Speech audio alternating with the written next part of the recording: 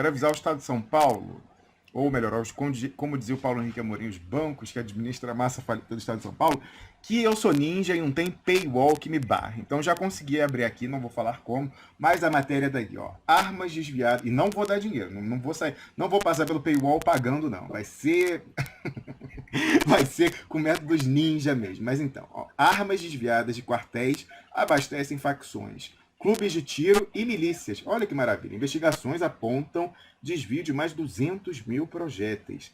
Tentativa de aumentar controle e submissão foi revogada por Bolsonaro. Aí uma matéria de Patrick Camporês, saída em 10 de maio. O desvio de armas e munições dos quartéis das polícias e do exército para facções criminosas, clubes de tiro e milícias virou rotina. Na segunda-feira passada, por exemplo, o Tribunal de Justiça da Bahia negou a soltura de um sargento da Polícia Militar, de 52 anos, preso em flagrante dias antes, em Salvador, com 3 pistolas que seriam vendidas a traficantes. O nome do policial só deve ser divulgado após o primeiro júri. Mas em instâncias superiores da Justiça, não faltam réus com identidade revelada, acusados de envolvimento em crimes semelhantes. De granadas de luz e som da presidência, como as utilizadas para dispersar multidões, a fuzis da Polícia Federal, o mercado ilegal de armamento vem se sofisticando cada vez mais. Um dos cooptados foi o sargento Marcelo Rodrigues Gonçalves. Cedido pelo Corpo de Bombeiros do Distrito Federal ao Gabinete de Segurança Institucional, GSI, ele despachou em 2018, então ainda era na gestão Etchegóin, balas de fuzil e granadas de guarnição do Exército no Palácio do Planalto para pontos do Comando Vermelho no Rio. Ih, Piero, você queria falar um negócio de intervenção federal? Aí daqui... vai ver que a gente já está pegando aí um avião para o Rio de Janeiro. Ó. O caso de Gonçalves é um dos 15 inquéritos no Superior Tribunal Militar. Oh, tá em casa. O Superior Tribunal Militar, aos quais o Estadão teve acesso também. Vamos falar, por que vazou? Vazou por quê? Por que vazou? Os processos revelam um esquema que começa com a cooptação de militares de baixa patente, passa por oficiais e termina na cúpula de organizações criminosas. Só esses processos indicam que pelo menos 200 mil balas de fuzis foram desviadas. Um corte pequeno no universo de casos investigados. Aí fala aqui de capitão Tiago Fonseca Lima, mulher, tenente fulana e tal, e pá, e para blá blá blá. Aí tem aqui um mapinha, a matéria é longa, deixa eu ver se tem mais alguma coisa muito importante. Aí fala de vários estados da federação, onde está acontecendo esse desvio, você está vendo aí na tela.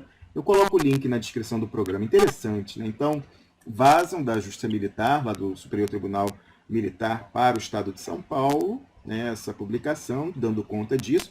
Mas eu queria fazer a sugestão editorial aí para o Nelson Durin, se ele está nos assistindo, que é editor lá do Diário do Sul, Defesa Net, naquela aba que ele tem, Guerra Híbrida e ala PCC, esquerda PCC, atualizar e colocar essa publicação aqui, então, de que 200 mil projéteis saíram de quartéis, né, quartéis certamente petistas, para o crime organizado. Piero Largue. Eu acho bem provável que ele bote isso, mas não na ala guerra híbrida, mas naquela ala que ele... É na ala guerra híbrida, mas naquela que ele fala do coup de presse. Verdade, boa. Boa, isso aí. É o golpe da imprensa, extrema imprensa, extrema imprensa.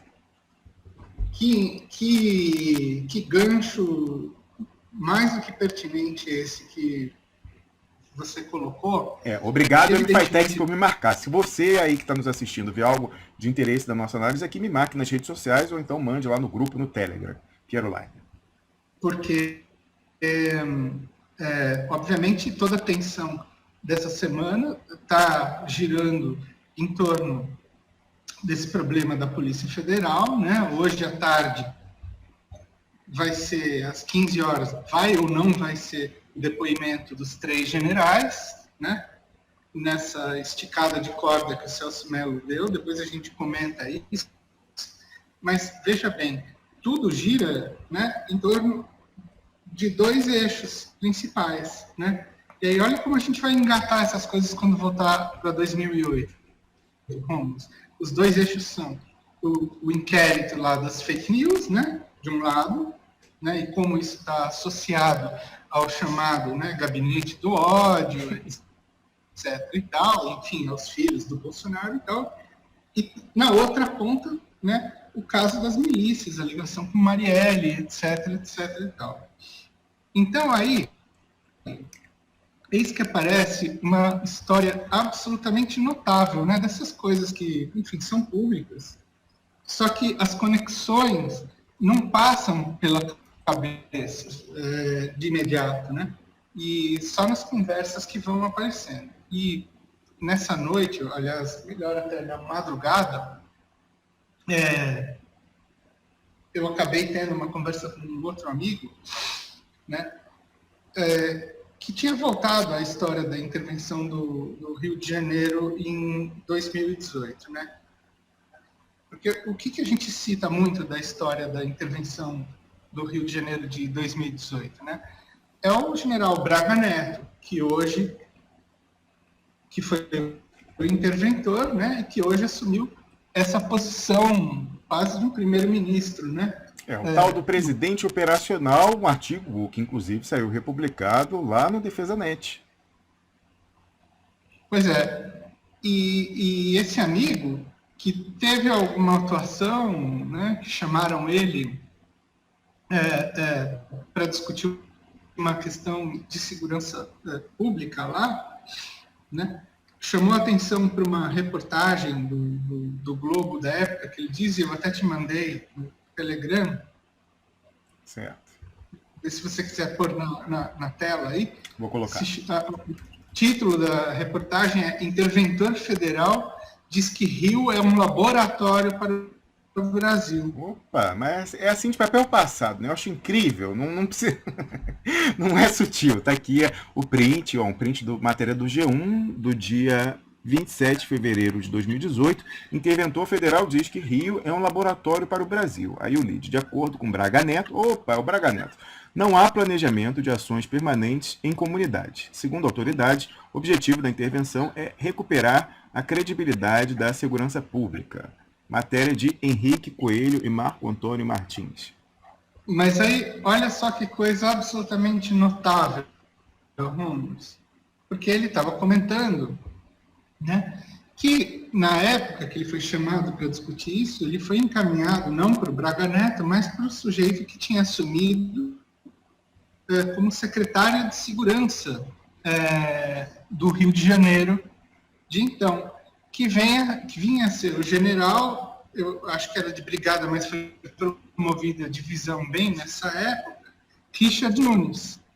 O Richard Nunes estava, nessa época, comandando a ECM, a Escola de Estado-Maior do Exército, que eu diria que é, vamos dizer assim, o principal centro de emissão doutrinária e ideológica do Exército, entre os altos oficiais. Ali é a joia da coroa, né? As pessoas falam na mão e tal, que é muito importante, que é trabalho de base, mas a pós-graduação é a ECM.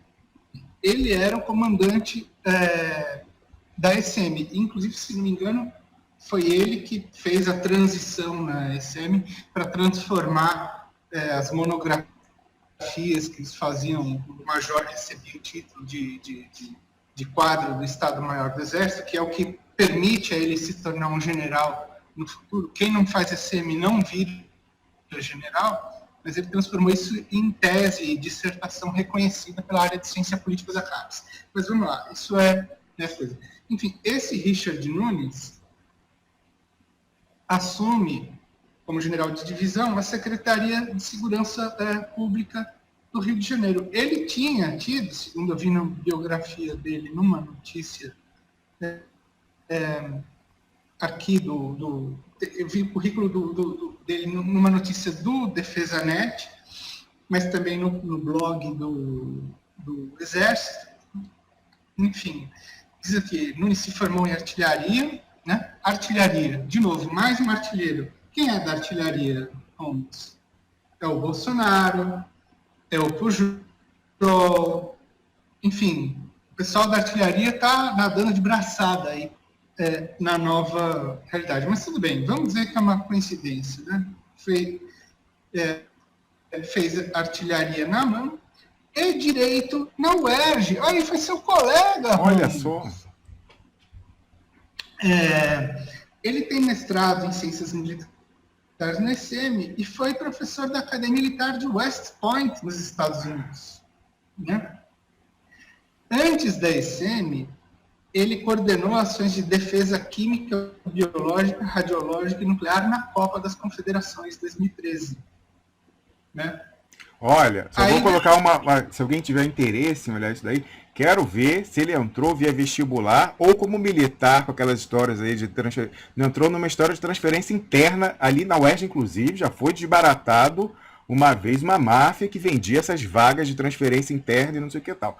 Quero ver, tomara que esse general aí tenha entrado via vestibular junto comigo e com todo mundo, Piero. Mas aí olha só que impressionante, né? Ele ainda depois comandou um contingente de pacificação da Maré. Eu acho que isso foi mais ou menos o que habilitou ele a assumir a coisa da Secretaria de Segurança Pública. Mas o mais notável vem depois. No começo de dezembro, ele sai do posto de secretário de Segurança Pública do Rio e assume a chefia de gabinete do general Vilas Boas. Né? Mundo pequeno. No período dezembro até fevereiro de 2019, ou seja, um período curtíssimo, de 2 meses, ele assume a chefia de gabinete do Vilas Boas. E aí ocorre essa troca absolutamente notável, porque para onde ele vai? Ele vai para o Seconsex, que é o Centro de Comunicação Social do Exército, que ele está até hoje lá. Né? Por onde já passou também o Heleno, não, Piero? Por onde já passou o Heleno, claro. Mas ele assume a posição do general Rego Barros, que hoje é o porta-voz da presidência da República, se não me engano é isso, né? Que ele assumiu. É um dos generais da ativa que estão cedidos ao governo. Ele foi mais de 4 anos, foi 4 anos e 9 meses, chefe do Seconsex, e passa numa cerimônia pomposa para o Richard Nunes, o comando do Seconsex.